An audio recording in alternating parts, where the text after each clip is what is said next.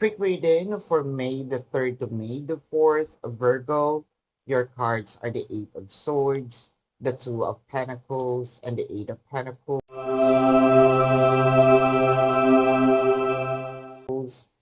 May mga pagkakataon dito na si person siguro nawawala, hindi nagme-message, parang naubos na rin ang parang init niya sa katawan. So, they're giving coldness.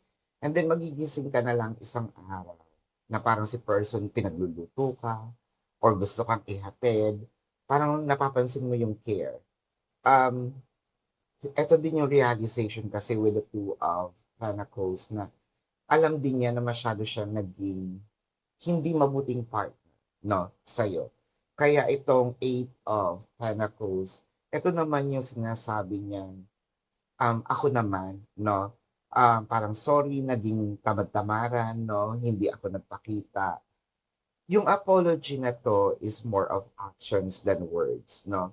So maganda naman, nakikita naman natin yung improvement. And hopefully, magdire-diretso ito. This is your quick reading for May the 3rd to May the 4th, Virgo. My name is Daphne, but spirit calls me back.